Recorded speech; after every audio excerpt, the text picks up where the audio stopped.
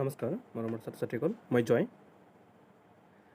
Learn with joy চেনেলটোত সকলোকে স্বাগতম জনাইছোঁ আজি মই অষ্টম শ্ৰেণীৰ ইংৰাজী বিষয়ৰ লেছন ফ'ৰৰ গ্ৰেণ্ডফাদাৰ্ছ উইথ এই অধ্যায়টি অসমীয়াত আলোচনা কৰিম আৰু এই অধ্যায়টিৰ মই প্ৰথম দ্বিতীয় তৃতীয় চতুৰ্থ আৰু পঞ্চম পেৰাগ্ৰাফ ইতিমধ্যে আলোচনা কৰিছোঁ আজি মই ষষ্ঠ পেৰাগ্ৰাফৰ পৰা আৰম্ভ কৰিম প্ৰথমে পেৰাগ্ৰাফটো আমি পঢ়ি ল'ম One day we found an island, a small rocky island in a dry riverbed. A riverbed like this one was common in the foothills. They are completely dry in summer but flooded during the monsoon rains. A small mango tree was growing on the island. If one small tree can grow here, so can others, said grandfather. As soon as the rains set in, and while rivers could still be crossed, we set out with a number of tamarind, Lebanon and coral trees, saplings, and cuttings.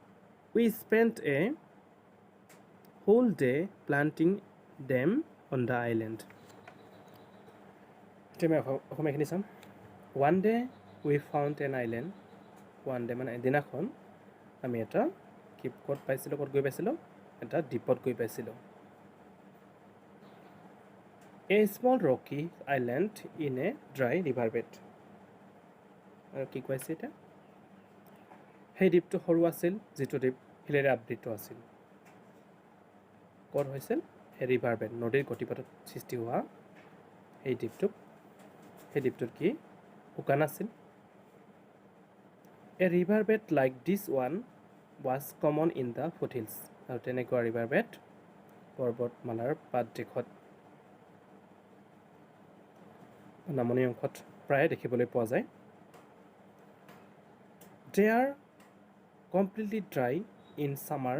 সিহঁত সেই দ্বীপবোৰ গ্ৰীষ্মকালত প্ৰায় শুকাই যায় বাট flooded আৰু flooded মানে পানীৰে উপচি পৰা ডিউৰিং দ্য মনচুন ৰেইনছ আৰু বৰ্ষাকালত সেইবোৰ পানীৰে উপচি পৰে A small mango tree was growing on the island. আৰু সেই শিলেৰে আবৃত দ্বীপটোত অৰ্থাৎ ৰকি আইলেণ্ড দ্বীপটোত যিটো দ্বীপ শিলেৰে আবৃত আছিল সেই দ্বীপটোত এডাল মাত্ৰ কি আছিল আম গছ If one small tree can grow here, যদি ইয়াতে এডাল সৰু গছ গজি উঠিব পাৰে so can others, তেতিয়াহ'লে আন গছো গজি উঠিব said grandfather এনেকৈ কৈছিল As soon as the rain set in and while rivers could still be crossed আৰু কি কৈছে ইয়াতে As soon as the rain set in আৰু বৰ্ষাকাল নপৰাৰ আগতে কি কৰিছিল নদীৰ দ্বীপটোত গৈ We set out with a number of tamarind, Lebanon and coral trees, saplings and cuttings. আমি সেই দ্বীপটোত এই গছবিলাক ৰুবলৈ গৈছিলোঁ গছৰ পুলি গছ ৰুইছিলোঁ কি তাৰ ভিতৰত tamarind, Lebanon and coral trees এইবিলাক গছ ৰুইছিলোঁ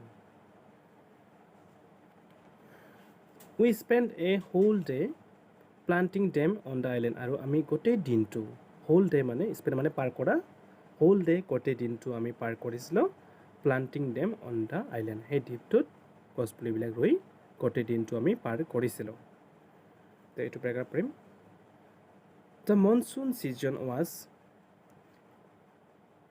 full of surprises from trees and plants. At every turn there was something new to see. Out of the earth and rock and leafless bough, the magic touch of the rains had brought life and greenness. One could see the vines growing. Plants sprang up in the most unlikely of places. A peepal tree would take root in the ceiling. A mango tree would sprout on the windowsill. Grandfather didn't like to remove them, but to save the house, he did it half-heartedly. The monsoon season was full of surprises from trees and plants. আৰু বৰ্ষাকালৰ সময়ত সৰোবৰ গছ গছনিবোৰে এটা সৌন্দৰ্য বৃদ্ধি কৰে. At every turn, there was something new to see. আৰু তাত এটা নতুনত্ব দেখিবলৈ পোৱা যায়. Out of the earth and rock and leafless boughs, the magic touch of the rains had brought life and greenness. Leafless boughs মানে হ'ল যিবোৰ গছ গছনিত পাত নাথাকে, পাতবিলাক পানীৰ অভাৱৰ কাৰণে কেতিয়াবা কিছুমান পাত সৰি যায় বা নাইকিয়া হয়. সেই গছবিলাকত গছ গছনিবোৰত হাবি বনবোৰত যেতিয়া পানী বৰষুণ দিয়ে তেতিয়া অৰ্থাৎ বৰ্ষাকালৰ সময়ত সেই হাবি বন গছ গছনিবোৰৰ মাজত এটা প্ৰাণ পায় আৰু সেউজীয়া হৈ পৰে. One could see the vines growing. আৰু তেতিয়া যিবিলাক লতাজাতীয় উদ্ভিদ সেইবিলাকো লহপহকৈ বাঢ়ি আহে. Plants sprang up in the most likely of places. আৰু গছ গছনিবোৰ sprang up in the most unlikely of places. সেইবোৰ বিভিন্ন ঠাইত গজিবলৈ আৰম্ভ কৰে. অৰ্থাৎ বৰষুণৰ স্পৰ্শ পালে সেই গছ গছনি হাবিত থকা গছ গছনিবোৰ লহপহকৈ গজিবলৈ ধৰে, অৰ্থাৎ প্ৰাণ পাই উঠে. A peepal tree would take root in the ceiling. এডাল আহঁত গছৰ শিপাই চিলিঙলৈকে গ্ৰেণ্ডফাদাৰহঁতৰ ঘৰৰ চিলিঙলৈকে পাইছিল. A mango tree would sprout on the windowsill. আৰু আম গছডালে কি হৈছিল গ্ৰেণ্ডফাদাৰহঁতৰ খিৰিকীলৈকে গৈছিল. Grandfather didn't like to remove them. কিন্তু গ্ৰেণ্ডফাদাৰে অৰ্থাৎ ককাই সেইবোৰ কি কৰিব বিচৰা নাছিল, আঁতৰ কৰিব বিচৰা নাছিল, অৰ্থাৎ কাটি পেলাব বিচৰা নাছিল. But to save the house, he did it half-heartedly. কিন্তু ঘৰটো ৰক্ষা কৰিবৰ বাবে তেওঁ সেইবোৰ ইচ্ছা নথকা সত্ত্বেও সেইবোৰ আঁতৰ কৰিছিল. The Second World War began and I was sent away to a boarding school. During those days, I spent my holidays not with my grandparents, but with my father in Delhi. Meanwhile, my grandparents sold the house and went to England. কি কৈছে ইয়াতে? The Second World War, দ্বিতীয় বিশ্বযুদ্ধ আৰম্ভ যেতিয়া হৈছিল, I was sent away to a boarding school. মোক তেতিয়া এখন ড্ৰ'ৰ স্কুলত পঠাইছিল, বৰ্ডিং স্কুললৈ পঠাইছিল. During those days,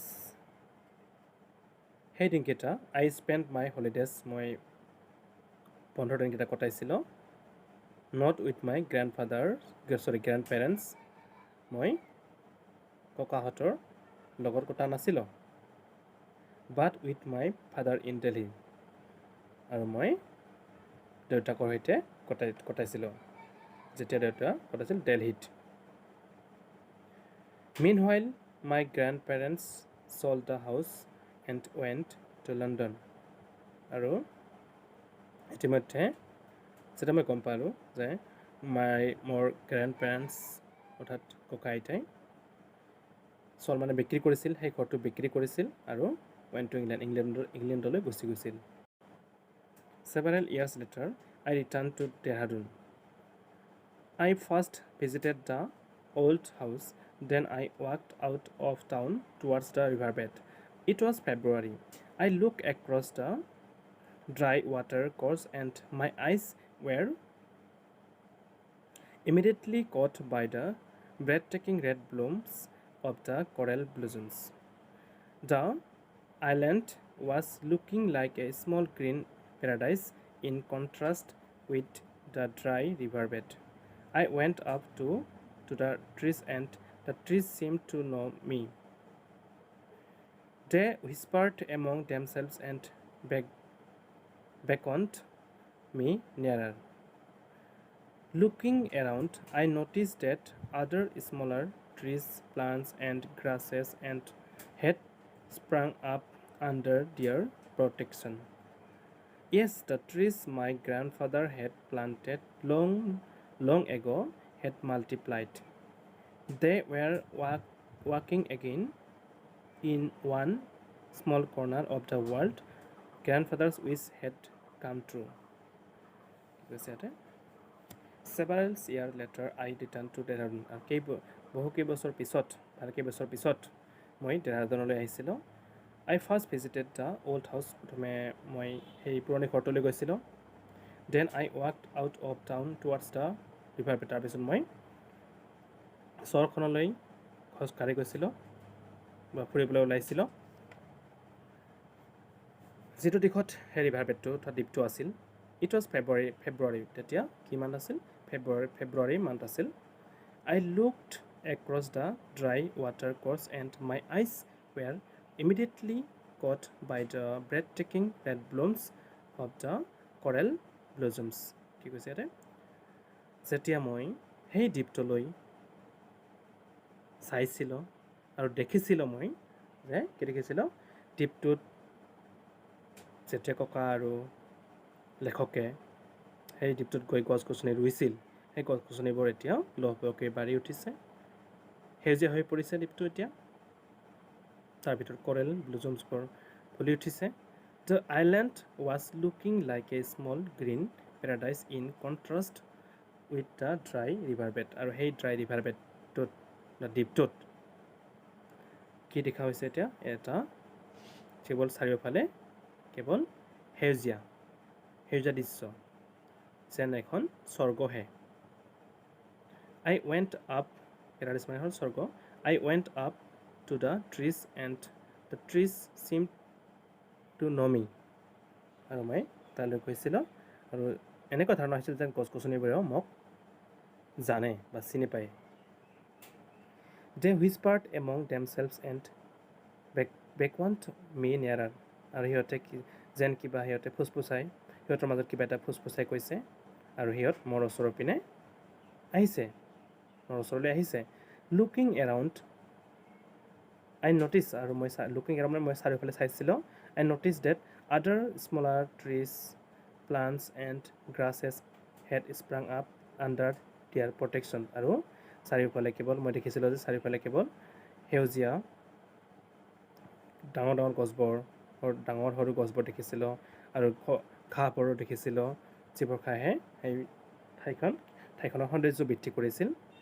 Yes, the trees my grandfather had planted long ago had multiplied. আৰু হয়, মোৰ ককা দেউতাই যে বহু বছৰ আগতে যে ৰুইছিল সেই গছ গছনিবোৰ, এতিয়া সেই গছ গছনিবোৰ বহু পৰিমাণে বৃদ্ধি হৈছে আৰু দুগুণ তিনিগুণ বৃদ্ধি হৈছে. They were walking again. সিহঁতে আকৌ খোজ কাঢ়িব. In one small corner of the world. পৃথিৱীৰ এটা চুকৰ পৰা সিহঁতে খোজ কাঢ়িব. Grandfather's wish had come true. আৰু এতিয়া গ্ৰেণ্ডফাদাৰৰ যিটো ইচ্ছা আছিল সেই ইচ্ছাটো সঁচা হৈছিল. আজিলৈ ইমানেই. যিখিনি প্ৰশ্নৰ উত্তৰ আছে সেইখিনি মই নেক্সট ভিডিঅ'টোত আলোচনা কৰিম. ভিডিঅ'টো ভাল লাগিলে লাইক, শ্বেয়াৰ আৰু ছাবস্ক্ৰাইব কৰিবলৈ নাপাহৰিব. ধন্যবাদ.